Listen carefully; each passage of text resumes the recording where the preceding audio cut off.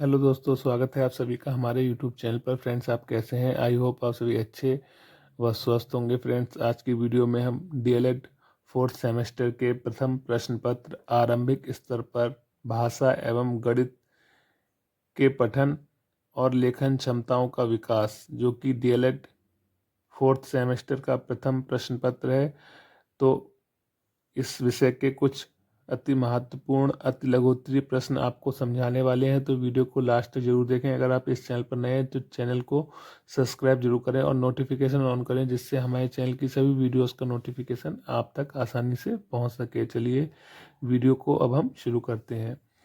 पहला प्रश्न है, विस्तारित रूप से लिखी संख्या ज्ञात कीजिए। 5000 प्लस 800 प्लस 60 प्लस 9, इन सब का टोटल करना है। तो आपको कैसे करना है? 5869। ठीक है। अविकारी शब्द किसे कहते हैं? अविकारी शब्द किसे कहते हैं? जिन शब्दों के रूप में कभी कोई परिवर्तन नहीं होता, वे अविकारी शब्द कहलाते हैं। सम संख्या तथा विषम संख्या में अंतर लिखिए। गणित में सम ऐसी संख्याओं को कहा जाता है जो दो अंक द्वारा पूर्णतः विभाज्य होती हैं, जबकि इसके विपरीत विषम अंक ऐसे अंकों को कहा जाता है जो दो अंक द्वारा विभाजित नहीं होते हैं, जैसे 1, 3, 5, 7, 9। ये सभी क्या हैं? विषम संख्याएं। चलिए आगे समझते हैं। श्रुतलेख और सुलेख में अंतर स्पष्ट कीजिए। श्रुतलेख वह कौशल है जिसमें किसी सामग्री को सुनकर उसका लेखन कार्य किया जाता है। सुलेख के माध्यम से अपनी लिखावट को सुंदर बनाया जाता है, ताकि पढ़ने वाला उसे न केवल सरलता से पढ़े बल्कि उसे रुचि से भी पढ़े। सुंदर लिखावट देखकर हर कोई उसे पढ़ने के लिए आकर्षित होता है। नेक्स्ट प्रश्न है, 64 अमरूद 4 बच्चों में बांटे गए हैं। प्रत्येक बच्चों को कितने अमरूद मिलेंगे? तो अमरूदों की संख्या कितनी है? 64। बच्चों की संख्या क्या है? 4। तो प्रति बच्चा अमरूदों की संख्या कितनी निकलेगी?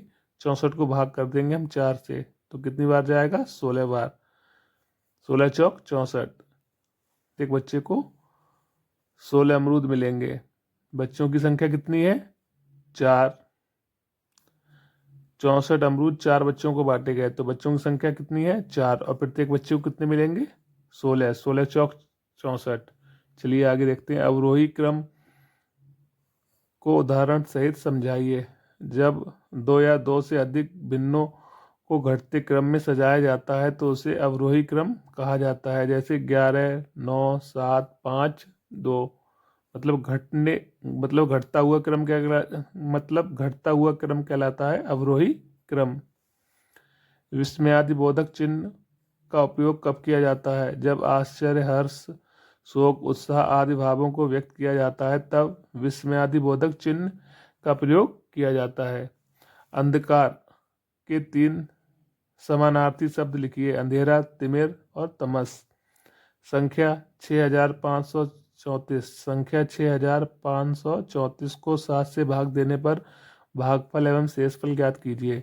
तो 6534 को 7 से भाग किया जाएगा, तो भागफल क्या आएगा? 933 और शेषफल क्या आएगा?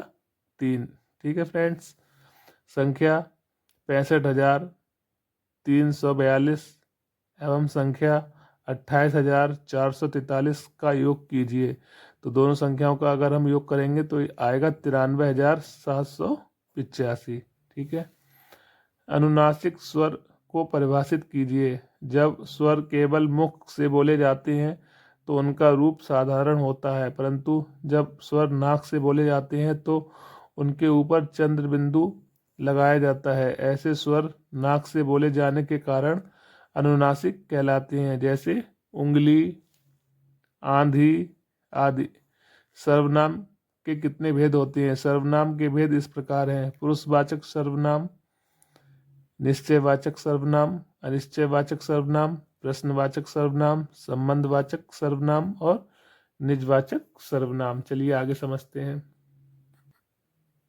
प्राकृत संख्या किसे कहते हैं? गणित में 1, 2, 3 आदि संख्याओं को प्राकृत संख्या कहते हैं। ये संख्याएं वस्तुओं को गिनने अथवा क्रम में रखने के लिए प्रयुक्त होती हैं। हिंदी भाषा सीखने के प्रमुख अंग कौन कौन से हैं? सुनना, बोलना, पढ़ना, लिखना, ध्वनि, वर्ण, वाक्य, अर्थ आदि। चलिए आगे समझते हैं। घटाने से क्या आशय है? घटाने से क्या आशय है? जोड़ने की प्रक्रिया के विरुद्ध प्रक्रिया को घटाना कहा जाता है। जब किसी संख्या अथवा अंक से किसी दूसरी संख्या या अंक को कम किया जाता है तो उसे घटाना कहा जाता है। घटाने को ये चिन्ह दिया है, घटाने का इस चिन्ह से प्रदर्शित करते हैं। चलिए आगे समझते हैं। सरल वाक्य किसे कहते हैं? जिस वाक्य में केवल एक ही क्रिया हो उसे सरल वाक्य कहते हैं। जैसे रतन पुस्तक लिखता है, मोहन चाय बना रहा है। संयुक्त वाक्य किसे कहते हैं? स्पष्ट करें। वह वाक्य जिसमें दो अथवा दो से अधिक उपवाक्य हों और ये उपवाक्य किसी संयोजक जैसे और, आदि, लेकिन, किंतु, परंतु द्वारा जुड़े हों संयुक्त वाक्य कहलाते हैं। जैसे मोहन को घर जाना चाहिए किंतु वह नहीं गया, तो इसमें किंतु से वाक्य को जोड़ा गया है, तो ये वाक्य क्या हो गया? ये हो गया संयुक्त वाक्य। वर्ण अक्षर किसे कहते हैं? वर्ण वे हैं जिनको खंड खंड ना किया जा सके। अखंड मूल ध्वनि ही वर्ण है। विकारी शब्द किसे कहते हैं? जिन शब्दों के प्रयोग लिंग, वचन, कारक के कारण के अनुसार परिवर्तन आ जाता है उन्हें विकारी शब्द कहा जाता है। कहानी शिक्षण से आप क्या समझते हैं? कहानी सुनाना एक शक्तिशाली शिक्षण विधि है, क्योंकि शिक्षक के रूप में हम विद्यार्थियों से बातचीत कर सकते हैं जिससे उनकी सोचने, समझने, याद करने, प्रतिबिंब करने, कल्पना करने और प्रतिक्रिया देने का प्रोत्साहन मिलता है। सौभाग्य का विलोम शब्द क्या है? दुर्भाग्य।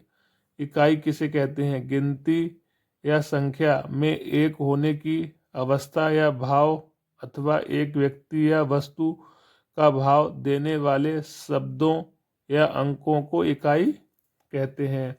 अंक का स्थानीय मान किसे कहते हैं? अंक का स्थानीय मान का अर्थ होता है वह अंक किस स्थान पर है, जैसे इकाई पर है, दहाई पर है, सैकड़े पर है, हजार पर है आदि। अंक सहित मान ही स्थानीय मान कहलाता है। 346 में सभी अंकों का स्थानीय मान लिखिए, तो 6 का स्थानीय मान हो जाएगा 6 और 4 का हो जाएगा 40 और 3 का 2 जीरो लग जाएंगे 300। चलिए आगे समझते हैं। आरोही क्रम। आरोही क्रम किसे कहते हैं? आरोही क्रम का अर्थ बढ़ते हुए क्रम से होता है। जैसे संख्याओं का बढ़ता हुआ क्रम आरोही क्रम कहलाता है। जैसे 3, 6, 7, 8, 10, ये क्या है? बढ़ता हुआ क्रम। इसको बोलते हैं आरोही क्रम। संख्या पूर्व तैयारी से आप क्या समझते हैं? बच्चों को संख्या का ज्ञात कराने से पहले खेलों और क्रियाओं के माध्यम से बच्चों को संख्या के विषय में सिखाना। हंसपद विराम चिन्ह से क्या तात्पर्य है? हंसपद विराम चिन्ह का प्रयोग तब करते हैं जब किसी वाक्य में कोई शब्द अथवा अक्षर लिखने से छूट जाता है। छूटे हुए वाक्य के नीचे यह हंसपद का निशान है। हंसपद का निशान का प्रयोग करते हैं। आकाश के 3 समानार्थी शब्द लिखिए। आकाश के 3 समानार्थी शब्द हैं गगन, नभ, आसमान, व्योम, अंबर। लेखन किसे कहते हैं? लेखन जब मन के भावों एवं विचारों को लिपिबद्ध करते हैं तो इस प्रकार की अभिव्यक्ति को लेखन कहते हैं।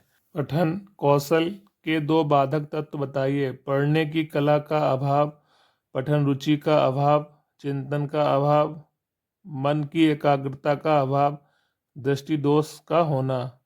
अंतःस्थ व्यंजन को लिखिए। अंतःस्थ व्यंजन कौन से होते हैं? या, रा, ला, वा।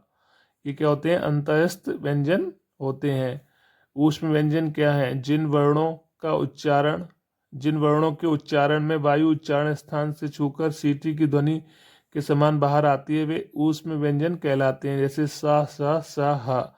ये क्या है, ऊष्म व्यंजन है। ठीक है फ्रेंड्स, मिलते हैं किसी नेक्स्ट वीडियो में, तब तक के लिए जय हिंद जय भारत। हंसते रहिए, मुस्कुराते रहिए, हमेशा स्वस्थ रहिए। अगर आपने चैनल को सब्सक्राइब नहीं किया तो प्लीज़ चैनल को सब्सक्राइब जरूर करें। ठीक है फ्रेंड्स, थैंक यू।